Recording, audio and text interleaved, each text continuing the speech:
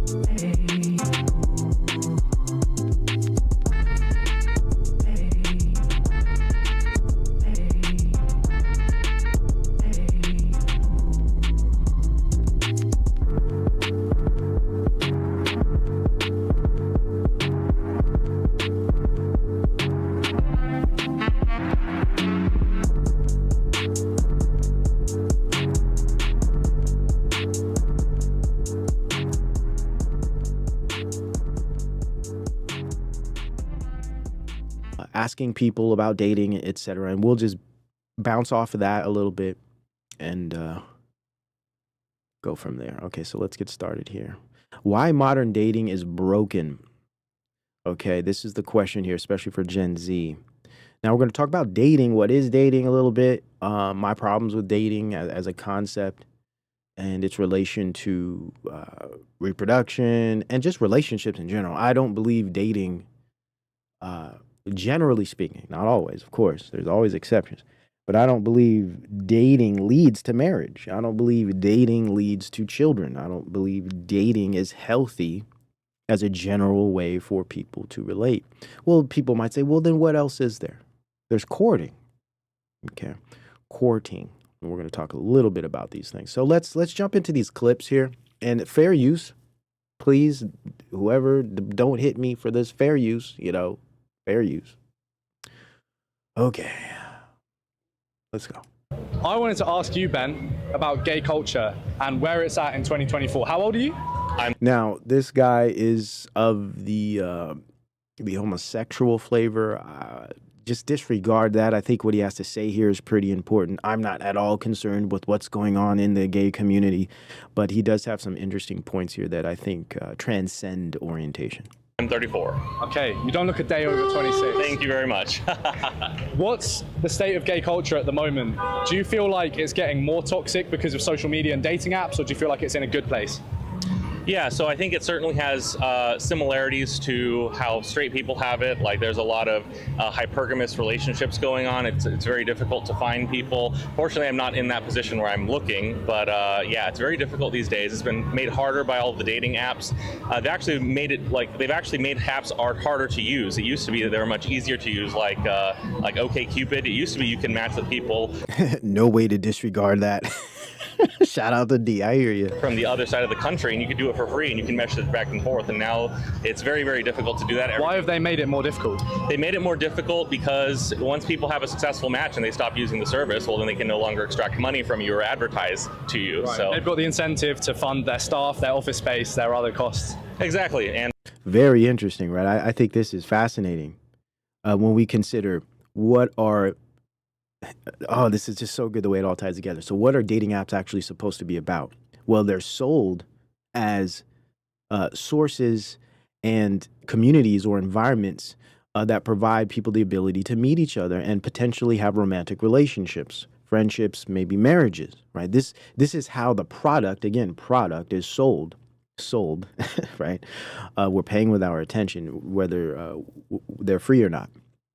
Now, What's interesting here is this speaks directly to the actual model of our current technocratic era, where it's basically rooted in, of course, profits. It's rooted in the exploitation of attention and essentially a type of techno capital. So there's a perfect example of this. A product that's sold to you as, hey, this is a free and engaging opportunity to quote unquote connect with people, to make friends, to make romantic relationships, and to make your life better. But actually, this is essentially an exploitative type of technology, right? So it's profit over connection here. Fascinating how they adjust the algorithms such that you, in fact, can't really make these healthy connections. They just want to actually keep you on the device longer and longer. So even the dating app isn't actually about connection. That's fascinating to me. And profit. Of course, that's the big one, isn't it? Yeah, absolutely. I mean, I love capitalism. Profit is great. Profit is important. But yeah, unfortunately, it does cause negative consequences to society overall. Do you see a way around that? Can you imagine an app that's sort of like a charity and it gives really good prompts, lets you work out what people are actually like? Absolutely, Eric. I'm gonna hit you up, bro. I don't think there is a way around it. Kitty Suit too, if you're out there, I'm gonna hit you up too. Axiom, everybody. I'm gonna get with you guys this week. I think the way we have it now is it's just a natural consequence of incentives due to profit, and so yeah, I don't think it's likely going to change until there's a cultural shift around it, which I think there's starting to be that. There's starting to be people who are like, they're not using smartphones as much. They're trying to get off of dating apps and start meeting people in person again. This is true. There is a dumb phone revolution. There are some Gen Zers out there that are giving up this whole idea of virtually meeting people, and they're trying to get back into third places if they can find them.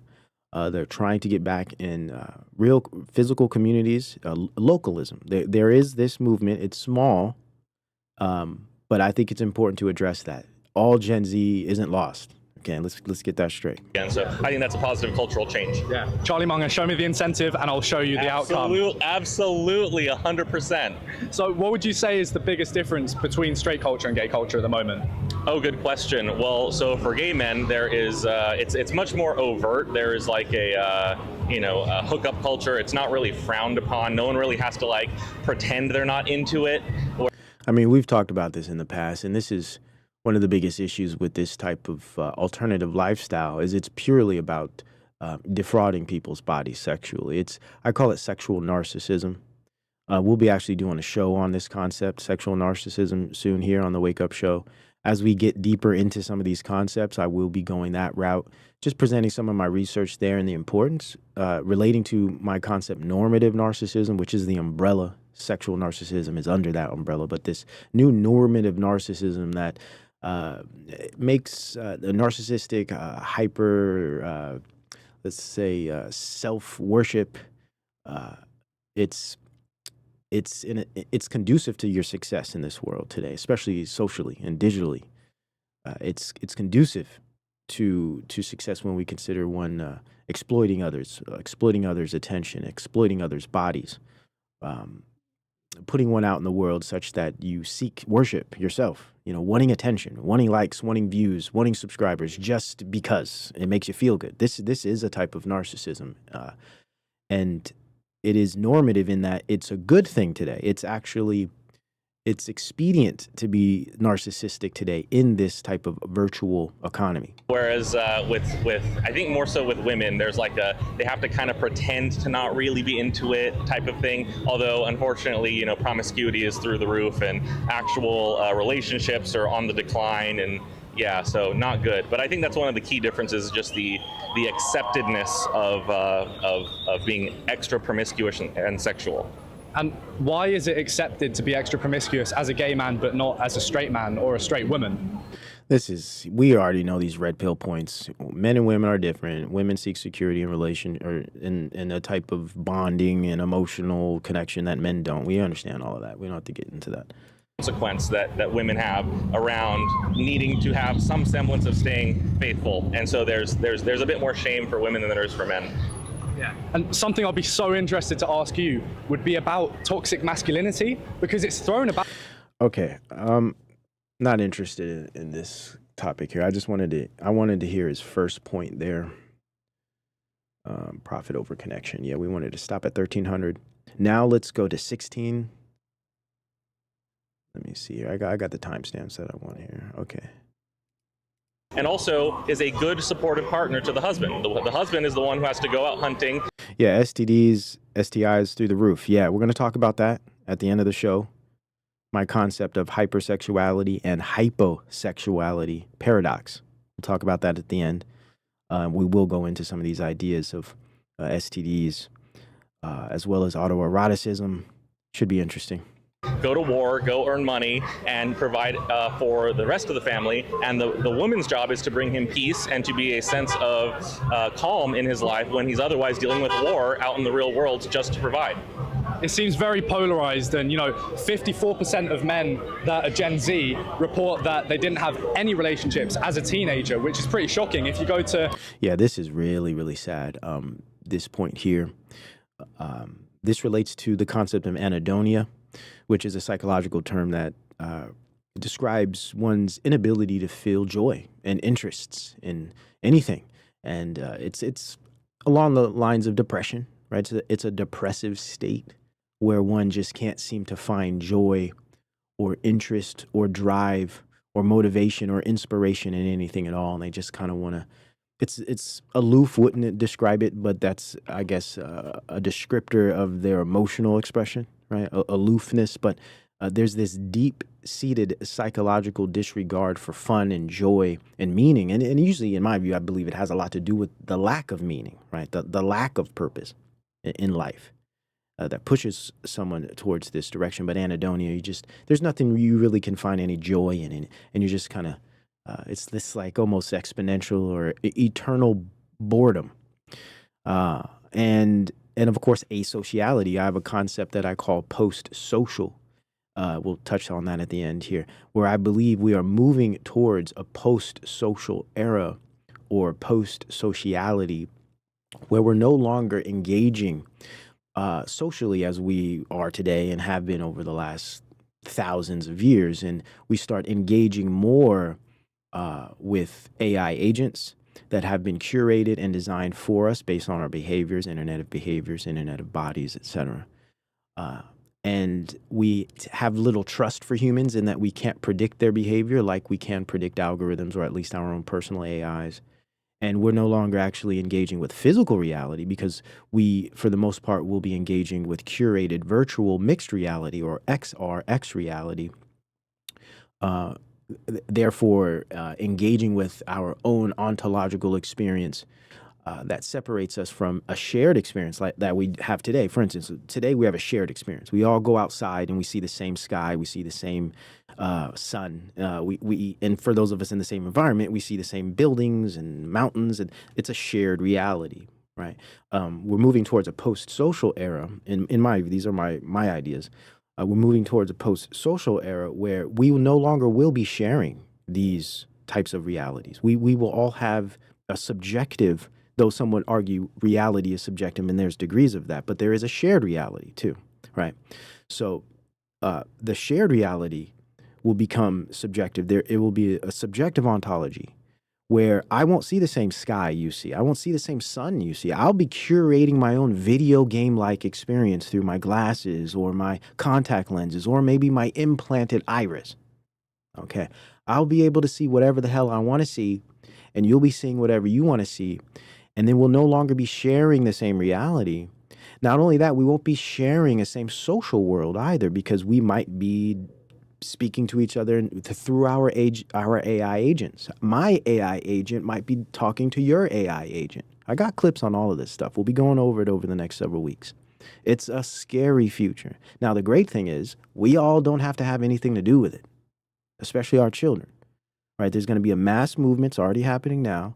People going low tech, people getting back into nature, getting back into their bodies, right? Getting back into the embodied experience of the social and the personal, right? But this will be a majority, though. I truly believe.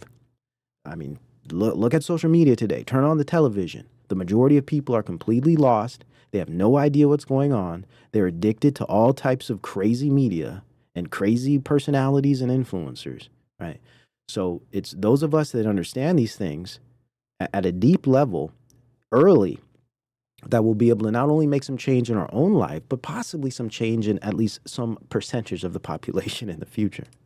The pub with a group of lads and you ask them about their experience in relationships. So sorry for that rant there, but he's going on about how young people today don't even have friends. This is so important. All right. So it's not just about romanticism and sex, right? And intimacy. Well, intimacy is not always sexual. So it is about intimacy, right? And vulnerability and all these things that allow us to actually connect, not digitally, but humanly, right? Connecting.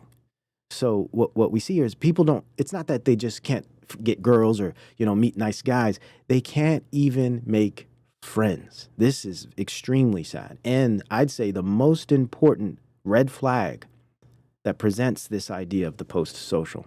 His job is to bring him peace and to be a sense of calm in his life when he's otherwise dealing with war out in the real world just to provide. It seems very polarized, and 54% of men that are Gen Z report that they didn't have any relationships as a teenager, which is pretty shocking. If you go to the pub with a group of lads and you ask them about their experience in relationships as a teenager, only half of them could tell you an experience at all. How do you think we get out of this situation? Isn't that sad? They can't even tell you an experience, right? Because experience are sensorial. And when I mean sensorial, I mean they incorporate all of your senses, right? Whether it be touch, smell, of course, sight and sound, taste, touch, smell, all these things. It incorporates all these things. There's a haptic element to it. You feel the ground under your feet. You feel the wind blowing against your skin. You feel the heat singe the surface of your skin, right? You might even be able to smell things in the air. All of these things, I would say, contribute to your experiences. So when we're out doing things, when we're out having fun or working or engaging in the real, sensorially, it registers so much data and information that it sticks and creates memories that we look back on as experiences. Now, when we're not doing these things and when we trade them for the internal or the purely virtual or the purely digital, whether that be gaming or what have you, or just sitting inside staring at screens, we no longer are able to create these sensorial experiences. And what you will find is, especially in the Gen Z and especially during COVID, they were spending so much time doing these things such that they created these types of habits, these types of comforts that in a sense made them more so susceptible to staying in these kind of positions of solitude and sedentary nature, right? To the degree that they're no longer experiencing. So when they look back, it's like they're hard pressed to even come up with some experiences that they had, because the experiences that they did actually have, say gaming or interacting online, don't register sensorially as deeply as, say, getting out and doing things does. Yeah, that's a fantastic question, and unfortunately, there's an increase in overall loneliness, the loneliness epidemic, and also people tend to not have as many close friends anymore. For people in my generation, as we've gotten older, people they move in with a spouse, they have kids, and so friendships just kind of fray as a result of family pressures. But also, my brother, my youngest brother, he's still in his teens, and they don't really go out and do stuff. Like they're just on their phone. Rather than going out to do something at the mall, they'll watch a video of a TikTok of someone doing something stupid at the mall, but they're just on their phone, in the living room type of thing. So it's unfortunate. We've sort of, life has become so, I think it's largely a consequence of phones in general. People are just constantly glued to their phones. It's constant dopamine seeking, and we get the dopamine hits instantly without trying. And so this is key. The ease and the comfort of the virtual world allows one to experience joy, a type of, I'd say lower quality joy, of course, but a type of joy without much effort, right? And this also ties into dating. We're going to get there when we get to these clips, but it makes it very easy to experience the opposite sex with very little risk, right? You don't have to do much. Everything is kind of curated and designed for you. Very, very important, considering this idea. It is sad and it is unfortunate, but this is where we're at, and it doesn't have to be this way. But for the younger generations, especially Gen Z, it's become habitual. It's become a type of condition, right? And that's problematic, and that's something that I'm trying to focus on here a little bit. We don't really have the incentive, or not the direct incentive, to go out and do stuff for fun with people, because now you can get the dopamine hits. Also, it's more fun in some senses to see the people that you actually want to see on social media versus going out to a bar or a club or whatever and interacting with people who maybe they're kind of awkward, maybe you want to go home, so that the imperfection of the in-person socialization actually provides as a counter incentive to actually going and participating at all. Of course. Such a great point, man. Stuff we've been saying for years, but the way you just spit it out there was great. It becomes this situation where it's more fun almost to just watch other people do things. And I think this speaks to certain personality types, right? Especially if you're pretty introverted, right? I understand this, being an introvert myself. Sometimes I just don't want to go out and engage with people, okay? It drains my energy. I start playing the whole night out ahead of time in my head, and I realize it's just not worth the energy. And of course, you come up with excuses. This is going to suck. That's going to be lame. This is going to be a problem. I know somebody out there feels me, right? So we get in these positions where we kind of talk ourselves out of it. So those of us that might be predisposed to this behavior, we're in even worse condition because these technologies and these virtual experiences feed us in a way that we really enjoy. And now I'm not even speaking about those suffering in the spectrum, right, with autism, because it's even more pronounced. And I want to say this now. I want to separate those that say are on the more lower functioning, even higher functioning continuum of autism, because the brain wiring is a bit different, right? The experience socially is a bit different. Just the whole neurodivergence allows a different type of experience. So and I've said this in the past, gaming, more asocial kind of experiences are productive when it comes to those on the spectrum. So we can't always put people on the same platform, right? Because you could have a neurotypical, very extroverted person who experiences the world and experiences things, and his brain works different. Brain is just so much different, much different from the neurodivergent, say very, very introverted, that just prefers to spend more time alone, that just prefers to do things that are more virtual. I understand that. Just at an academic level, I totally understand that. So it isn't to say we must push this more physicalist or vitalist or extroverted kind of way of being and doing in the world on these types. I want to make that clear, right? I just think the general population are not, say, that type of introverted neurodivergent type. So I'm trying to speak to some sense of normalcy.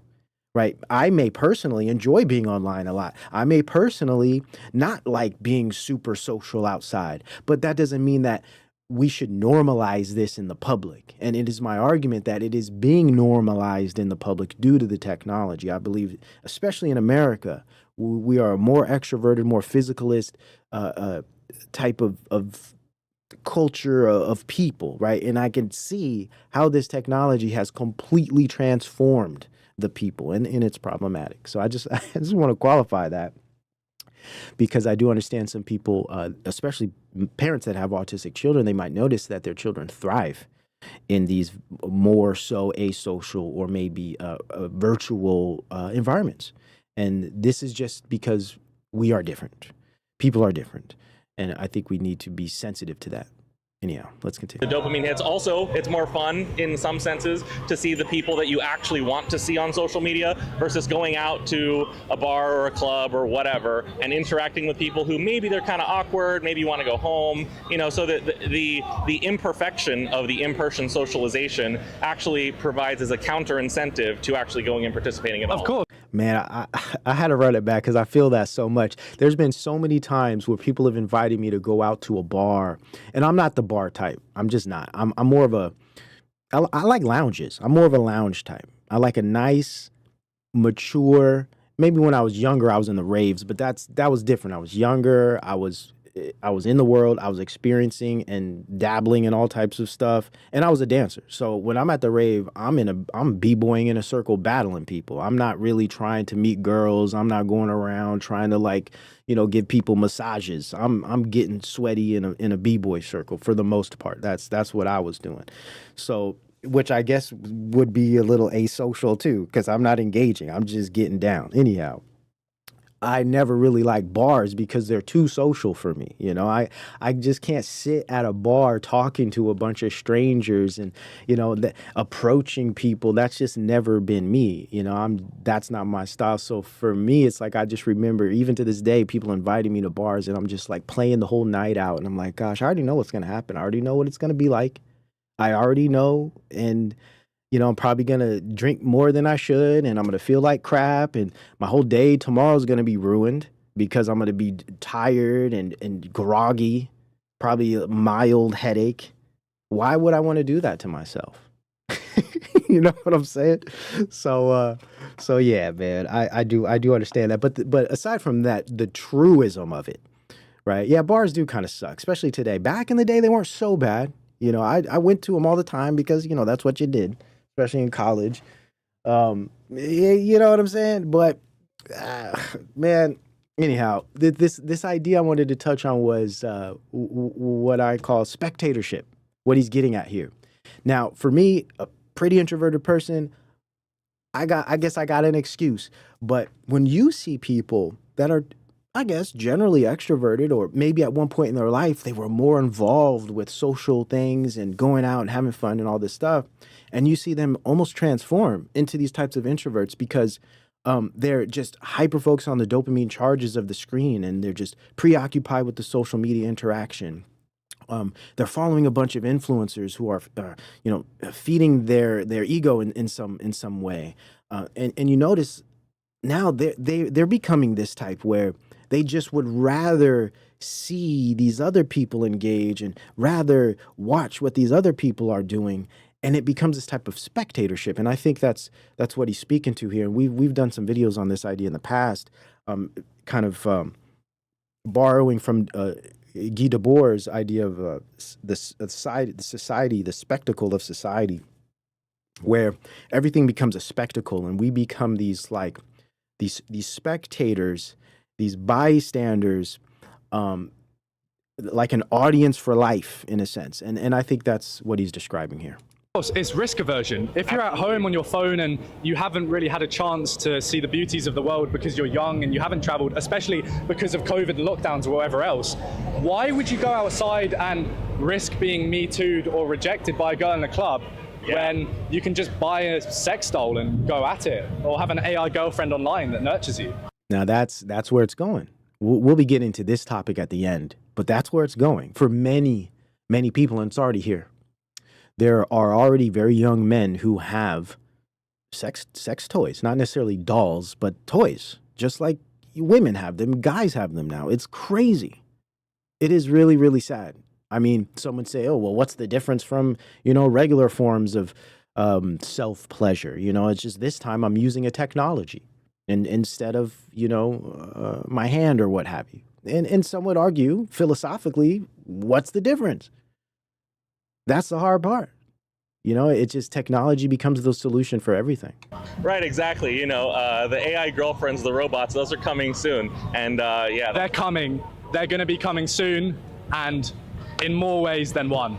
Yeah, absolutely. It's very sad because interacting with people it's a wonderful thing. We're a social species. Even people who are rather introverted like myself, it's still important to get some socialization. That's how you are able to function in the world. And by having social skills, that allows you to find a mate. It allows you to be a better parent. It allows you to do better in your career. It just gives you an overall more fulfilling life. And so if we don't get that socialization earlier in life, then that hampers the ability to get relationships and maintain and deepen relationships later on. So it's actually quite sad, unfortunately. As for reversing it, I don't know. I think it really just is a cultural change that needs to happen, which is easier said than done, because we still have all of these incentives of, easy dopamine hit play on your phone, and it's getting worse with the whole Apple Vision thing. And we're soon going to be like that movie WALL-E, where everyone just has a screen in front of them constantly.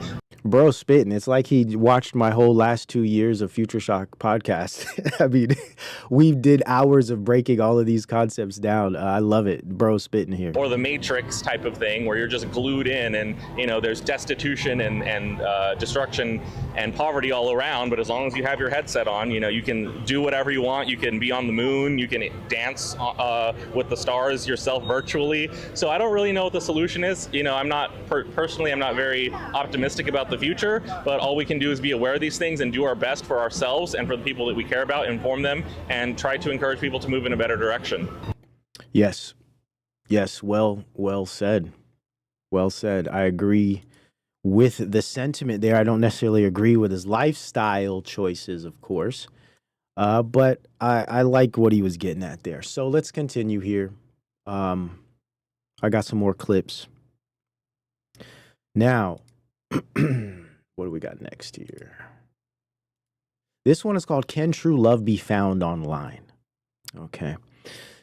Now it's tough, right? Because, and some of you might have experienced this as well.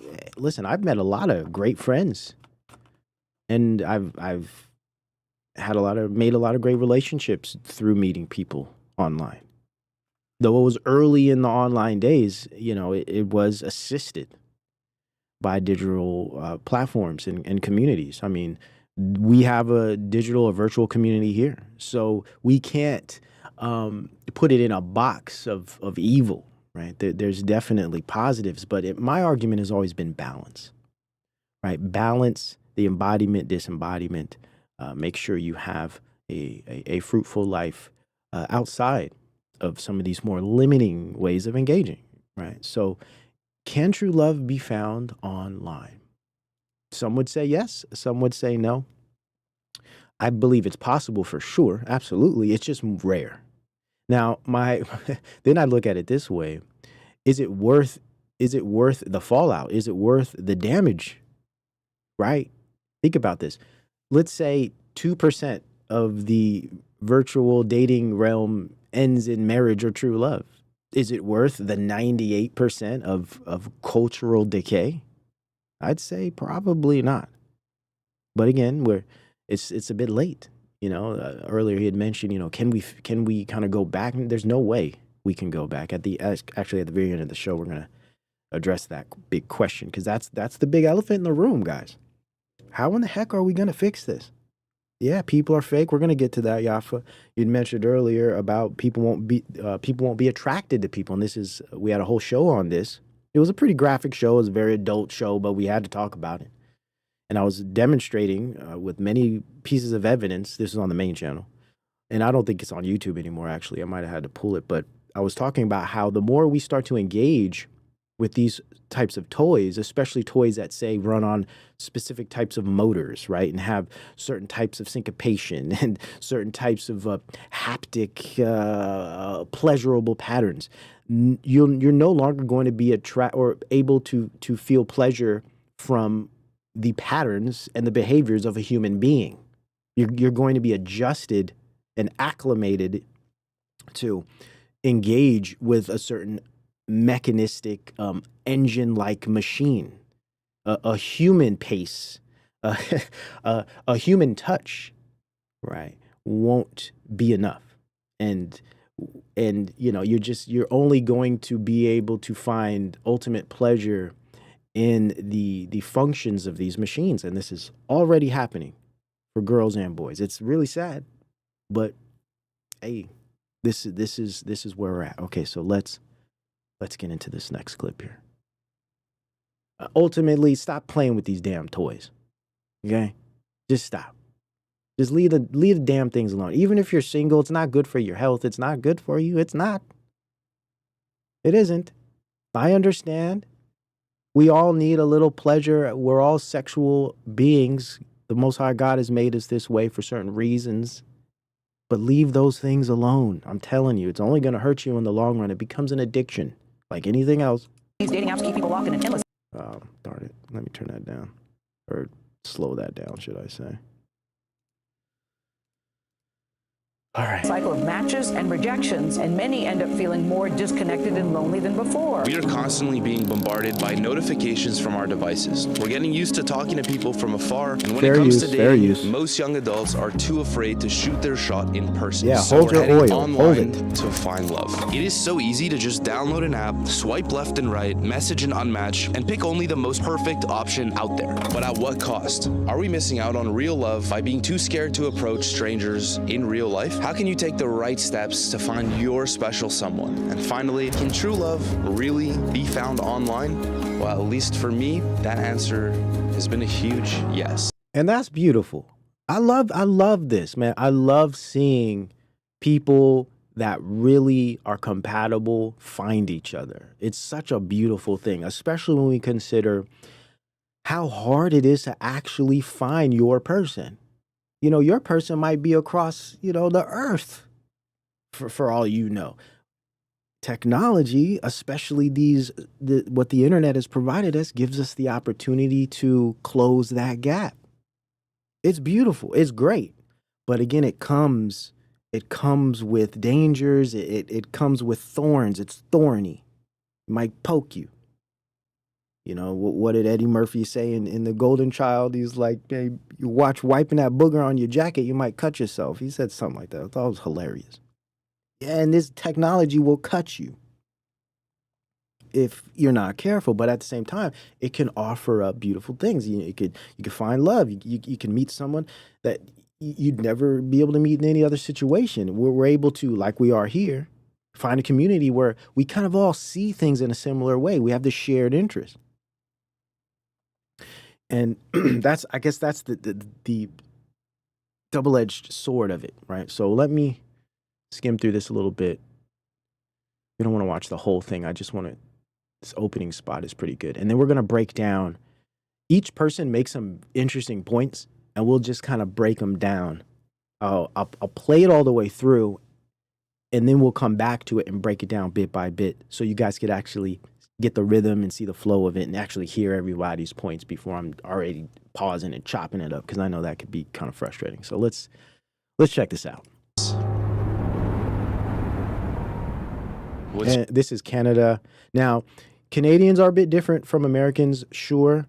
Every country, is a little bit different culturally, but I think this phenomena of relating, dating, and the digital age, I think, overlap and transcend any type of, say, national cultural differences. What's your relationship status? It's complicated. I am in a relationship. I'm single. I'm single. I'm single. I'm single. Have you ever used a dating app in your life? I've used Hinge. I have in the past, but I don't currently, Once, and I used Tinder. I was like, oh, this is kind of fun. And then when people would match with you and then they text you, I'd freak out. And I thought they'd be like some serial killer, and I never went through on a date. Never went on a date? No, never. Why did you decide to get on dating apps? To be honest, it's just like putting yourself out there just to see what you get back. Because I just wanted to meet people and get to know other personalities, see what else is out there. And it's really difficult to meet people organically, whether that's a fault of my own shyness. But it was just a quick and easy way to get a lot of people talking to you really fast. Maybe because nowadays it's a bit hard to find the right places to meet people, and online dating, like now it's become more normal and common, so it's easy to join and not feel like it's a weird thing. And what are your thoughts on them so far? I hate it. That's just me personally. I'm more someone that prefers things to happen organically. Honestly, I just feel like every time I go on a dating app, I just read the profile of a guy and I just know too much about him already. Like the way he presents himself, okay. I'm like, no, that's not for me. I think I would be happier if they didn't exist. It was just more a smash or pass game. The conversations have been dry and dull because everyone's attention span is like a goldfish now. So you talk to someone for 5 seconds and they're over you. They ghost you and you haven't done anything wrong, but they're just bored. If dating apps didn't exist, we'd see somebody that we find attractive and we'd say, okay, if not now, when? When am I ever going to run into this person? It didn't seem so much to be about getting in a relationship as much as the act of swiping through. It seemed more like it's more of a game than anything. It's not really about finding a relationship. Yes. Paris. Paris. So this is them in Paris. Paris, beautiful place. I was in where did I visit? Lemur. Beautiful, nice, cool little neighborhood, but there's poop all over the ground. I was playing hopscotch the whole time, jumping over poop. Beautiful place, great coffee, amazing food, interesting people, but I was playing hopscotch literally the whole time. Kind of strange. Not sure if I'd recommend, but yeah. Anyways, let's talk. So, all right. All of these points, very, very interesting. We're going to go down the list and touch on some of these things that I think are really, really important. Let me run this back here. Okay. Now, I have to just talk a bit about the last clip, the first clip. Yeah, gamify. I'm going to touch on gamification, Carmen. Good to see you, by the way. We're going to talk about gamification. I have all of these different things I'm going to be breaking down, and I'm sure you guys are familiar with all of these concepts. Let's see. So yeah, social media unfortunately gives a false and exaggerated sense of what is real and what actually exists. Whether it's, and I think that goes for YouTube too, right? When we think of subscriber count, views, engagement, when we think of this kind of digitized, gamified analytics system, all of these things that I would say if you are a YouTuber, it would be healthy for you to completely ignore those things because they will damage your self-perception as well as your psyche. And they're designed to do that, by the way. People just aren't familiar with the concept, so they fall for it, unfortunately. But what we see here is it presents a false and exaggerated sense of what is real and what actually exists. Who really exists out there, what the potentials are, and what's real and what's not real. The engagement numbers and the swiping and all of this stuff really gives you a false sense of your worth, your value, who you really have a chance at. Because ultimately, what these devices have done is they've, and this is the point we're going to be making at the end, is they've turned engagement, they've turned communication, more importantly, connection, into informational processing. So what we're now doing is unbeknownst to ourselves, we're trading qualitative things like, say, my self-value, my self-worth. we're trading qualitative things for quantitative measures. Okay, this is extremely problematic, and it's not realistic. It's not an accurate depiction of a thing. And unfortunately, what these dating apps and a lot of virtual algorithmic systems do is they give a false sense or exaggerated sense of what is real and what exists. And it's good and bad. Some people may have an inflated sense of self because of what an algorithm is doing regarding their success on a platform or what have you. May make them think that they're better or more successful than they actually are. So it cuts both ways. It's not just making people feel bad. It also inflates egos, right? And what happens is you have people who desire, what's his name? Guerrier, I think it's Guerrier. He has this idea of mimetic desire. And I think this is key online, especially YouTube and Instagram, where people start to disregard what's important to them because they don't know themselves, right? They don't know who they actually are because they're too busy watching other people and engaging with what everyone else is doing, or too preoccupied with what industries are doing, right? Especially like content creation industry or social media, what have you. They're too preoccupied with what everyone else is doing and what everyone else likes, based on the analytics, of course. So what happens is they lose sense of what's important to them. And many of them don't have purpose, don't have meaning to begin with. So they're already kind of screwed in that sense. Getting into the digital virtual world without meaning and purpose and a strong foundation of who you are in big trouble.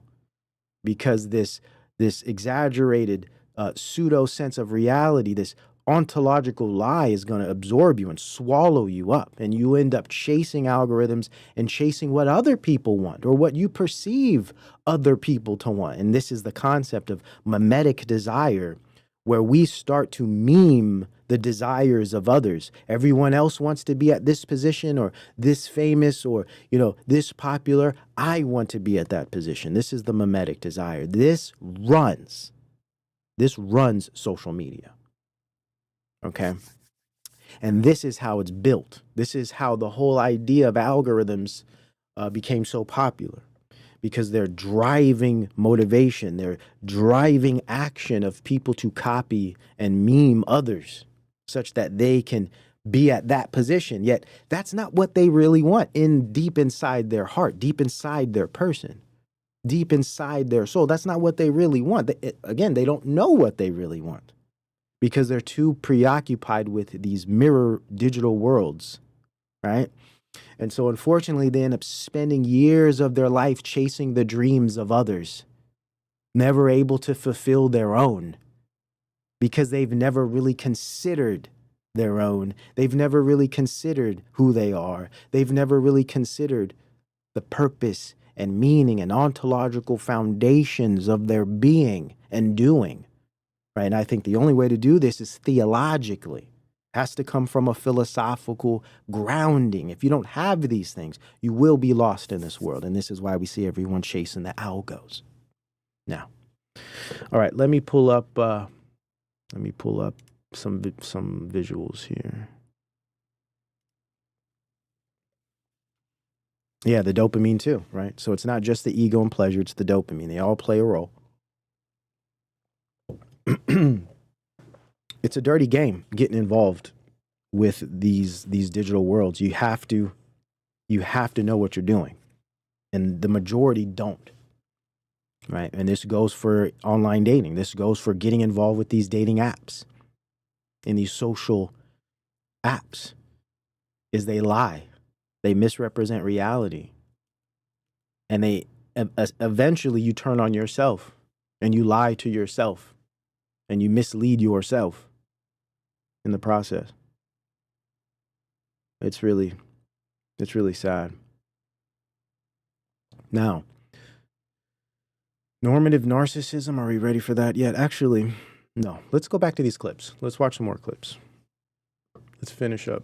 Let's walk through these clips here. Let's walk through them. All right. And break them down point by point. Decide to get on dating apps? To be honest, it's just like putting yourself out there just to see what you get back. Because I just wanted to meet people and... Let me run that back. His points. To get on dating Why did you apps? decide To be honest, it's just like putting yourself out there just to see what you get back. Okay. Putting yourself out there just to see what you get back. Okay. Now, this can only be accomplished through technology. This is the leveraging of technological reach. It's what McLuhan would say, externalizing the body, externalizing the self. I'm externalizing myself by broadcasting my ideas out to the world through a technology. Same concept here, but he's broadcasting himself to meet people and to see what you get back. Now, this is not realistic, right? The problem is there's a difference between, say, broadcasting ideas and broadcasting oneself to, say, have a romantic relationship. Because broadcasting ideas, concepts, entertainment, media, all of this stuff, you take it, you do what you want with it. There is really not much more than that. But in this situation, he's broadcasting himself out there to bring someone into his life physically. How do you produce quality out of pure quantity? It's a silly arrangement when you think about it, because what people are engaging with when you send it to them is the quantification of your person through information, whether that be visual information, pictures you take of yourself, or descriptive information. Say, your height, your sex, your interest, etc. Right? These are quantitative measures of yourself that are being qualitatively judged through a screen rapidly in tandem of hundreds of other beings. This is not reality. And if anything, this is extremely unhealthy because it gives a false sense of what's real and what actually exists. Do you think all those hundreds of people you go through are actually accessible? Absolutely not. So it's this false sense of reality that these things provide. And it makes you think, it gives you an ability to gauge your worth based on how many people swiped right. Yet we understand in the real world, how many of you have met people that you really didn't like at first, and they grew on you. You didn't gel, you didn't vibe right away. And maybe you were in a bad mood when you met them. Maybe you were wrong about them. And you ended up, hitting it off down the line. Because over time, you've been exposed to them. You got to see different quirks, different sides of them, different qualitative aspects of who they are. You got to learn about them in many, many different ways through exposure over time physically. And before you knew it, you guys had, were friends, or maybe you had a romantic relationship, what have you. Happens all the time. This is very normal. This is how so many families have been created through these type of dynamics. Now, what these machines and what this type of virtual technology does is it eliminates that altogether, and it boils everything down to immediacy, instant. Let me judge this person based on a set of information, based on a type of list. It turns people into lists, informational lists, visual lists, and descriptive lists. Let me see the list of his pictures. Let me see what she's working with. Let me see his interests. He doesn't like so-and-so. Nope, swipe left. Oh, this is a bad picture. His forehead shiny. Okay, swipe left. Though, they might have met this person in the real world and, through work or school or something, and over time they start to bond, right, and build a relationship. You never have that opportunity when this is the way we engage. And unfortunately, this is the way most people are engaging today, man. Especially the younger people. They're not even giving people a chance. I mean, there are girls today, you can't approach them. You can't even approach young women today, for the most part. Now, we understand if you looking right, you can approach anybody you want. We know how it works. And y'all women know that too. Okay. You may be disgusted, and I'm not speaking to the audience here, but y'all know what I'm saying. You may be disgusted by a certain individual who approaches you based on, let's say, an appearance or his behavior. But then if the right dude approaches you, then you might, give him a little leeway. You know how it works. We're human. We're human, right? Pure vanity. There we go, Shawana. Good to see you, sis. But now it's difficult to approach people today. Just the whole physical thing, the presence thing is awkward. It's weird. It's a low trust society. And let me get this out here. There's a lot of weirdos. There's a lot of weirdos out there. Guys and girls, you get to hide behind a screen. You get to hide your weirdo-ness. You get to curate who you are. You get to take all the shots, all the pictures in the right, positions. You get to take your headshots. You get to pretty yourself up, doll yourself up. You get to do all that, and then you get to write out everything you think people want to see or people want to hear. And I'm not saying everyone does this. Everyone's not as fake as this. But this is pretty typical, man. And you get to hide the negative aspects of who you are. They can't see the weirdo. And then they might love you on paper. You might look so damn good on paper. You're like, look at her pictures. Look at what she wrote. Look at this guy. And then you meet him in the real world, and sure, they may have the attraction because that's what you mostly swipe on, right? Because that's what it's built to really do. Kind of engage with the flesh and the ego, right? You swipe on that. So visually, okay, boom, very attractive. Okay, I'm attracted. But then you get to know the person and they're just straight off weirdo, or might have some creepy tendencies, or might do something. We don't know people. So again, we got the low trust. It's just a dangerous game. Back in the day, we were forced to approach people or meet people through some physical way, whether it be through friends or interests. Most people in my life, most of my relationships, I met through interests, what I was doing, what I was involved in, right? Or friends. Friends was very common, and I ran with all kinds of people, so I was meeting people everywhere. It was hard for me not to meet people. And I'm not that outgoing of a person at all. But that's how it was when you were, whether that be, in the field, play in the field, or you just outside. And that's how we live. We were always out. Now, of course, we didn't have all these technologies to keep us in. I do believe if we had these technologies 20, 30 years ago, we would have been the same. I'm not saying we're special. We just didn't have the certain weapons that they have today. Okay? Because listen, I would have been right up in it too. And I was.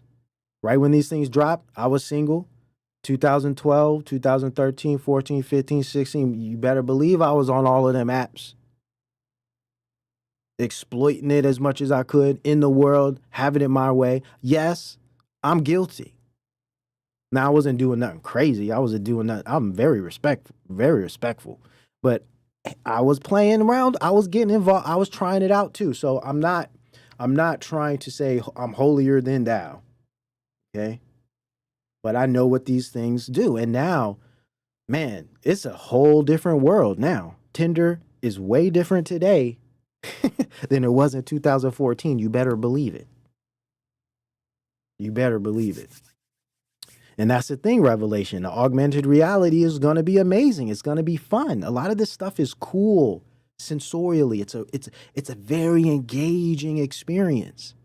So, and that's going to be tough for a lot of us that get wrapped up in these worlds and just love them. Okay, so basically what he's saying, I throw myself out there and I get to see who comes back. So it's a game. Meeting people becomes a game. It's gamified through leveraging certain technologies. It's like fishing with a net. It's like instead of going out there and meeting these women, I'm going to get a net and I'm going to just throw it and see how many heads get caught in it. And I'm going to pull that thing back and deal with them. That's what this stuff is. Because I just wanted to meet people and get to know other personalities, see what else is out there. And it's really difficult to meet people organically, whether that's a fault of my own shyness, but it was just a quick and easy way to get a lot of people talking to you really fast. Boom.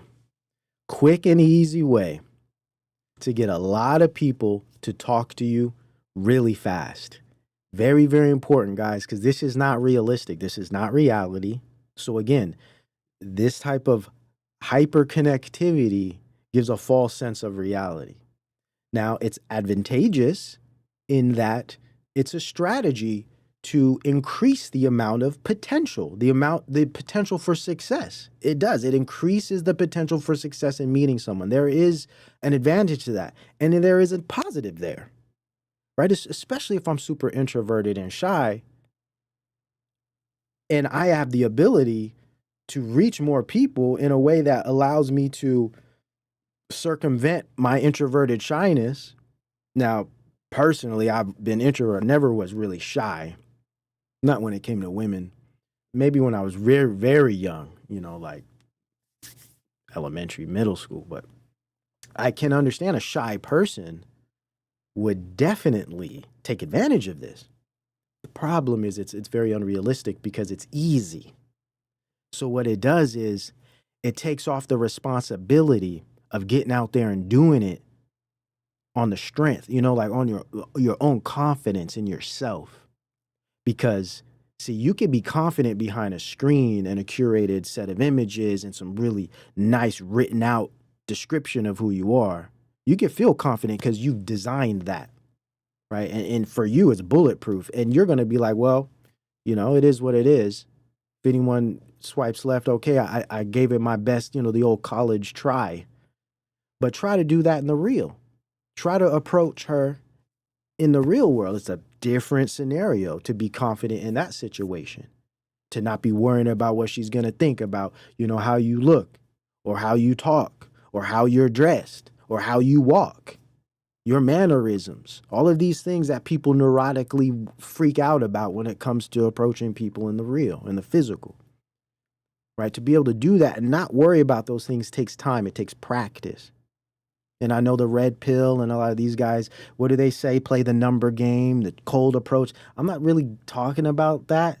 I'm just talking about engaging with people like a normal person. It doesn't necessarily mean I'm trying to get numbers or I'm trying to bag a chick. I'm just talking about talking to people in the real, confidently. That takes practice. And of course, over time, it transcends into the romantic pursuits. If you could talk to anybody confidently at any moment, in the real, you can do the same thing if there's a romantic element to it too. It's all about you and how you feel about yourself in the moment, and especially in front of other people. This generation lacks that, and it has to do with a lack of experience, things we've talked about in the past. A lack of experience. They don't get out there, and it's just a different culture altogether. But here is interesting because it's a positive and a negative. It's positive because, the shy, introverted people get an opportunity to be exposed to more people, way more than they would ever approach in the real world. But it's unrealistic because it's like hundreds of people and it's really fast, and that can give you a false sense of interaction. This hyper-connected digital interaction is way different from the real world interaction. So I think that's important to consider. Maybe because nowadays it's a bit hard to find the right places to meet people, and online dating, like now it's become more normal and common, so it's easy to join and not feel like it's a weird thing. And what are your thoughts? Another important point, it's become normalized. It's a part of the culture.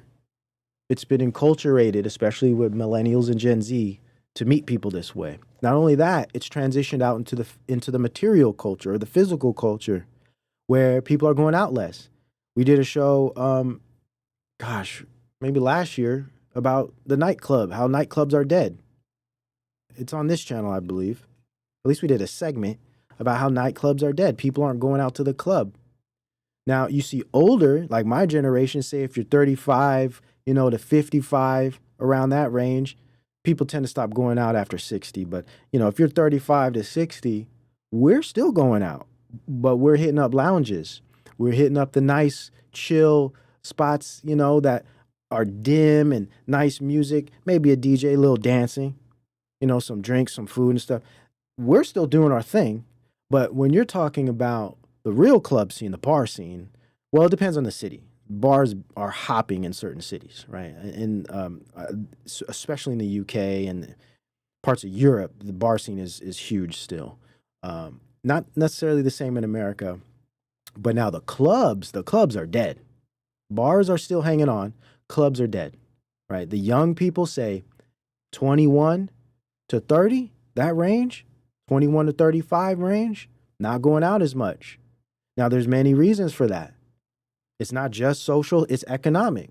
It's hard to even afford, a $15, $16 mixed drink, a $12 Corona. Who's paying that? And you want a tip too? You mean to tell me I got to pay $50 to get a few drinks just for me? And when we would go out, we would buy rounds. We would take turns buying rounds. So I can't, a 20-year-old guy, 25-year-old guy with a decent job, but, I got bills. I'm just giving you guys an example. I can't go out to the club and buy a round for 5 of my homies. It's just not happening. I don't have $350 to spend on alcohol. Okay. And that has nothing to do with, the fare that I got to pay to get in, the cover charge, the gas tank, the food after, maybe food before. Okay. There's a lot that goes into a night. Go get some food before, get some, and there's pre-drinking too. We do the pregame. We might go to a little dive bar to get it in real quick and then hit the club. And after the club, we're going to Denny's, we're going to something. Give me a burger and some fries, to absorb all of that. Okay, that's expensive today. You're talking, hey, depending on what city you're in, if you're in San Francisco, you're talking about maybe upwards to a $400 night. If you're buying rounds. If you're not buying rounds, then minimum $200. Who has $200 to spend on a night today? Let's be real. Why? What's the point? Especially with all the great stuff we got to do at home now. Makes sense. It's logical. It's reasonable. Right? So there's that angle too. There's the economic. It's not just the social. It's not just because people are shy, they don't know how to talk, or maybe the Adonia, they're not interested in going out and engaging. It's economy too. IHOP, Denny's. I mean, in San Francisco, we used to even go to Daly City, man. They had this it was like an Asian casino. And man, the food used to be so cracking. Oh my goodness. Yeah, man, we had a few spots we used to go to. Because, yeah, I was definitely out there. All right, let's continue. Thoughts on them so far? I hate it. That's just me personally. I'm more someone that prefers things to happen organically. Honestly, I just feel like every time I go on a dating app, I just read the profile of a guy and I just know too much about him already. Like the way he presents himself, I'm like, no, that's not for me. There we go. This is the example of the informational aspect of this, where you become nothing but data. You become a list of pictures and a list of information describing who you are. And the person is able to judge you based on information, which is quantitative. It's a quantification of who you are through symbols, right? Letters, making words, sentences, making meaning, and then, of course, digital information, visual information. And reveal Denny's, yep, all the time. All the time. that was one of the main ones, Kyoko. Emeryville Denny's, yes. Oh my goodness, you're bringing me back. Okay, now you become information, so she's gonna judge you based on information, and it's quantitative. She doesn't really know anything qualitatively about you, so people are rejecting people before they even really get to understand anything real about them, at least in the physical sense. Right? There we go. Shout out to Grape Tea News. I feel the same way about chicks I see on Instagram with nothing but pics in bathing suits and lingerie. Exactly. Sexualization. We're going to get to that in a minute here. Everything is sexual. Now, let's be honest, right? This is a big part of the culture today, is hypersexuality. So, women are encouraged to behave this way and to present this way, just like men are encouraged to present themselves in similar ways. Your what do they call it? Your sexual market value, your SMV. I mean, it's such nonsense. This preoccupation with the sexual prior to actually building a real person, a person with some sense about themselves and some. I'd say some beliefs and foundations. You just, as long as you're attractive and sexy, that's the ultimate value today. And so the culture, the media, the postmodern hypersexual nature of it all, this type of instant gratification, this abject hedonism, and life is all about pleasure, this kind of nihilism that props it up even more, in that life doesn't have any meaning. There's no real purpose to anything. There's no God or anything like that. So you might as well just pleasure yourself and try to make yourself as popular and attractive as possible, because that's the only values that exist: popularity and sexuality. Nothing else. And wealth, right? Wealth, popularity, and being desired, desirability. There we go. Shout out to Rob Tick. Looks fade, heart is forever. Perfectly stated. Short and sweet. Perfectly stated. Looks fade, heart is forever. Be with someone from decades plus, multiple decades, and watch how they change. Right? They transform over time. But they're just as beautiful as they were the day you met them, because that's the heart, right? That's the selflessness. That's the sacrifice of love, of companionship, of real connection that supersedes all of these things that fade, right? These applications do not present the right environment or platform and even process of engagement in that it's purely informational and digitized and detached and disembodied. They don't provide what is really needed to develop, because it needs to be developed, to develop this type of heart, this type of connection, this type of love. Not to say love can't come out of these systems, because they can. It's just very far and few in between. Most of these people is just trying to get it in, right? Or just trying to collect and acquire desirability. Look at how many people swiped for me. Look at how many followers I have. You know, this whole ego thing where people are really just seeking desirability and approval. And many of these women are on these sites. They don't even want to meet anybody physically. Maybe one or two, you know, for certain reasons, whether they be monetary reasons, you know, free meals or what have you, or just, you know, getting a purse or two, or if it's just for emotional reasons, collecting and acquiring desirability to make one feel better about who they are. And guys do the same thing. It goes both ways. Lust versus love. There we go. These things feed and exploit the loins, the lust, right? Now, she says, yeah, you know what?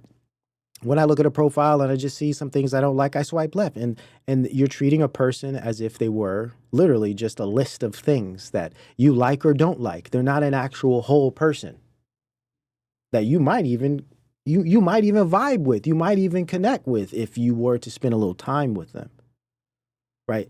Especially when it comes to attraction, people who immediately judge on certain features and that type of stuff, very problematic, and I'd say antithetical to any type of healthy, long-term, loving connection, right? Because it becomes objectification, where we start seeking certain objective physical features, physical things. And this is not, you're not dealing with a person anymore. You're just turning a person into an object that you get to play with, that gives you some type of boost in your ego. You know, I got this hot, it's like the trophy wife, right? I got this hot chick, or with the girl, you know, I got, you know, 6 foot, 6 pack, 6 figures, you know, I got the list. You know, I got the list going on. So now I'm valuable now. You know, this whole thing, it's narcissism, essentially. I think I would be happier if they didn't exist. It was just more a smash or pass game. The conversation. There we go. Smash or pass game. It becomes that for many, not all. Not all. Some people are genuinely trying to meet people, right? I understand that. There is that. But for the most part, people getting on here trying to smash or pass. And again, this is the defrauding of people's bodies and of people's emotional security by exploiting them, right? This turns into a transactional process of masturbating with people's bodies. And that's what dating essentially produces, aside from maybe it's 0.01% of love. Have been dry and dull because everyone's attention span is like a goldfish now. So you talk to someone for... Ooh, I like that, yes. It is about power, the illusion of it. Very important point. I would even say power is one of these very foundational kind of drivers, right? When we think of the flesh, when we think of ego, when we think of narcissism, power is a key element. Especially with the narcissistic features, they tend to lack power in the sense of it because they lack security, they lack stability, and they lack conformity in their personality and their self. So they seek power as a type of, it's a corrective. It's a way to make up for. It's a way. It's what's the term? Oh my goodness, I'm going blank here. Hold on. It'll come to me. But it's you're making up for something that's lost, something that doesn't exist. So you seek power to kind of take the place of that void, that insecurity, right? For 5 seconds and they're over you. They ghost you and you haven't done anything wrong, but they're just bored. If dating apps didn't exist, we'd see somebody that we find attractive and we'd... Because everyone's attention span is like a goldfish now. Ooh, so you yes. for fast game, the conversations have been dry and dull because everyone's attention span is like... Yeah, compensation, that's a good one. That wasn't the one I was looking for, but that's a great one. Compensatory. There we go. Compensatory. That's close enough. Compensate. You thank you, Emmanuel, because that compensate term really led me right to the one I wanted, which is compensatory. Narcissism is inherently compensatory. In that you're trying to seek something that doesn't exist through power, through the exploitation of other people's, whether that be their attention or their bodies. Goldfish now. So you talk to someone for 5 seconds and they're over you. They ghost you, and you. This is a good point. We're going to talk about ghosting too at the end. Very fascinating thing. Instant gratification, bored easy. There we go, Rob. This is it here, right? This is it. It's the scrolling kind of psychology, right? It's the TikTok 30 to 60-second videos or even sometimes a few seconds. There's videos that are like 10 seconds long, especially with the really young TikTok. It's creepy stuff. And you're flipping through hundreds of videos in a short period of time, and they're all seconds long. This does something cognitively. This does something to the mind, right? It also affects the limbic system. So in turn, what you have is people's personalities change, people's attention states change, and their interests change. And they're not able to have real deep conversations. They're not able to actually read books, physical books. They can't read. Literally, people cannot read. And it takes away from people's abilities to connect to others, because if you can't connect to information, how are you going to connect to others, right? Because everything, for the most part, at least from the outset, our senses is information gathering to certain degrees. But there's an embodiment there. So what the virtual world does, what social media does, is it takes out the embodiment.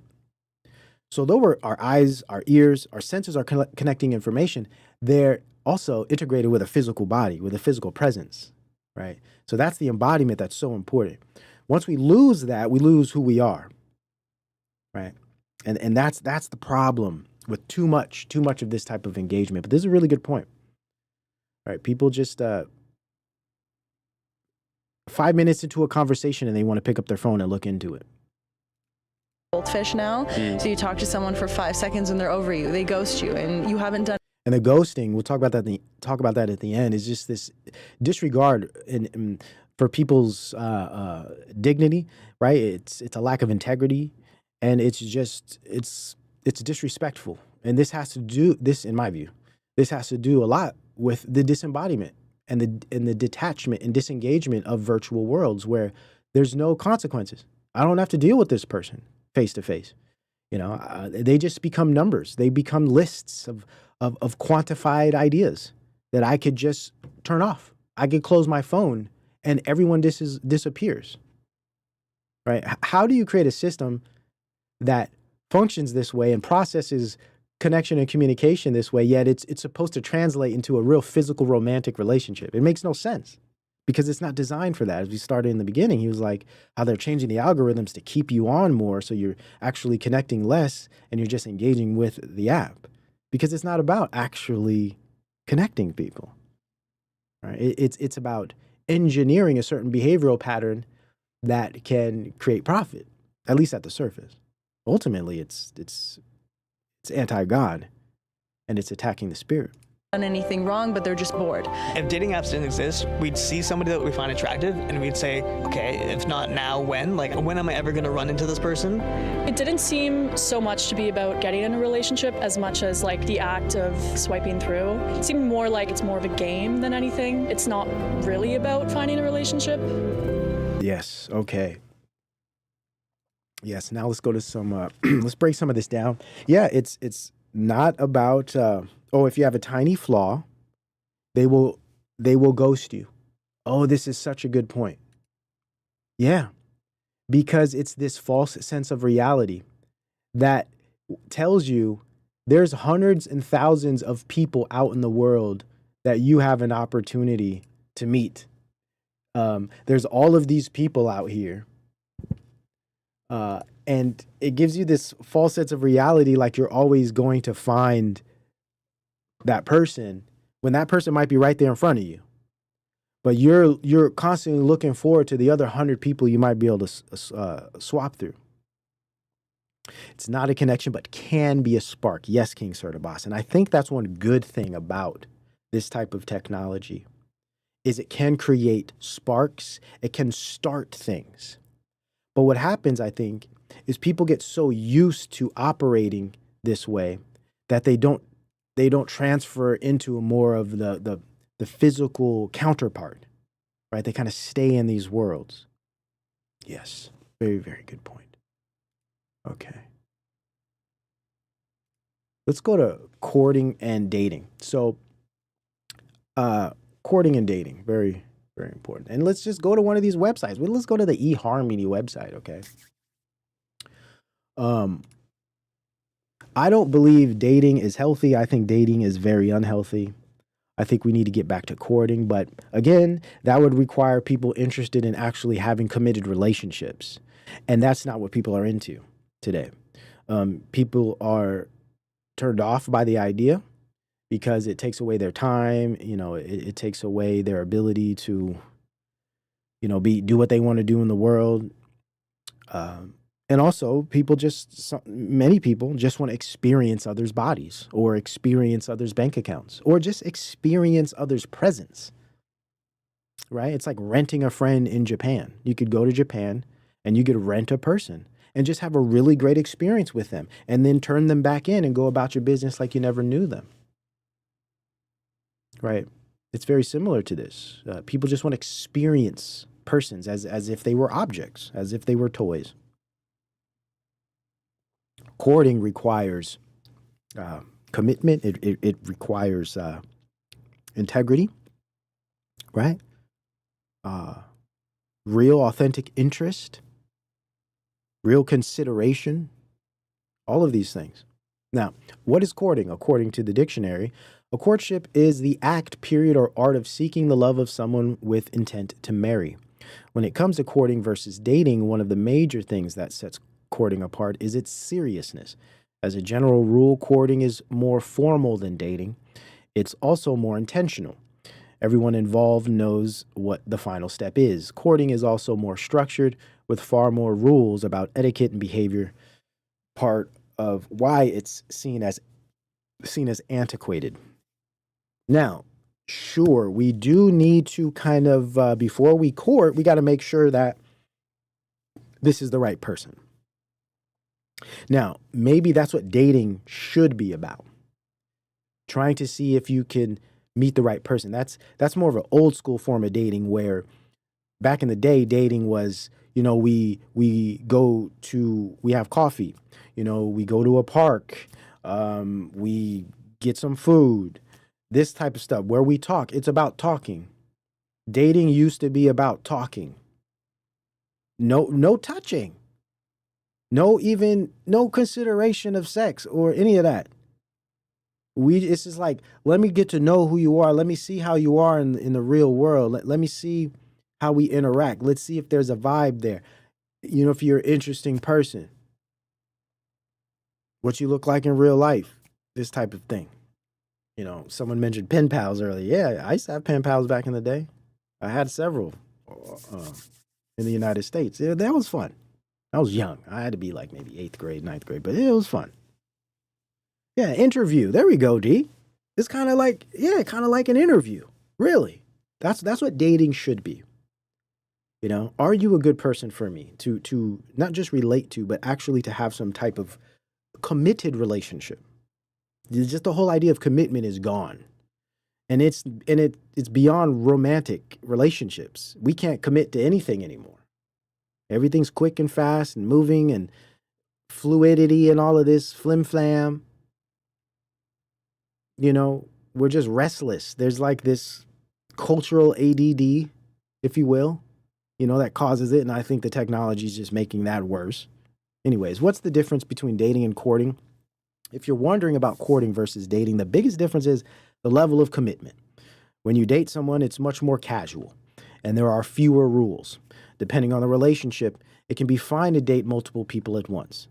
I would argue, sure, if you're just doing this interview style, if there's no physicality to it outside of, say, being present, You're not actually sleeping with people, because today, dating around, quote unquote, is sleeping with multiple people at once. Now, we used to do that too back in the day. That was pretty common back in the day too. But it's wrong. It's not healthy. And it's typical of people in the world. I get it. I was there once. But it's not healthy. It definitely isn't. So there's no expectation of marriage at the beginning or even of a serious relationship like there is when you're courting someone. So it should go from this very like interview style, getting to know over time. It depends. Depends on how it goes, how the vibe clicks, how the spark is. It might only take a couple dates, date or 2 or 3 to say, you know what, I want to court this young woman or what have you. But it might take longer. It depends. Courting versus dating, purpose and goals. When you're courting someone, it's usually with marriage in mind. It's more serious than dating, and family members are often much more actively involved. Dating, on the other hand, is much more casual. The point is to get to know each other better and then decide on any more serious commitment, which is why some people are happy to date for years before rings happen. Yes. All right. Now let's see. Let's pull up. Now let's break some of this stuff down.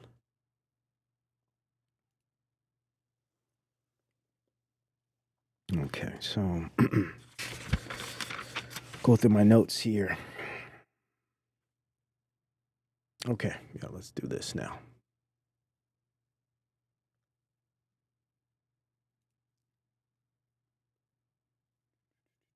Appreciate you guys being with me. Shout out to the chat and the mods. Glad you guys are here. And if you're enjoying the show, please donate to the show. Support the show. We are value for value as always. Appreciate you. If you are interested in donating, links are in the description. We appreciate you guys keeping us going. All of you that do donate to the show. Thank you. Couldn't do this without you. Now, digital dating and relating in 2025. And yes, like the video. Shout out to Grape Tea. Like the video. Subscribe if you haven't. Keep us alive. Keep us going, because these algos ain't helping us. That's for sure. If anything, they're suppressing us. You already know how it is. It's been that way since we started this channel. Way back. Okay, now, digital dating and relating in 2025. Normative narcissism, a concept I came up with in 2019, describes this new type of advantage, this new type of positive angle that has been given to narcissism, in that popularity and the exploitation of people's bodies and attention is normalized. And it's actually a good thing. It's advantageous. It's expedient to becoming successful, whether that be gaining some type of financial gain or popularity. Okay, that's what we have today, is this type of narcissism, but it's normative in that it's a positive thing. It's a good thing. And when I say this, I don't mean NPD, narcissism personality disorder. That is a particular set of very, I'd say, terminal features that has to be diagnosed by a professional. Though I don't agree with the DSM and the entire field of psychiatry. I'm not referring to NPD when I use this term. I'm referring to narcissistic traits of NPD that tend to be far more loose and not terminal, as you would find with the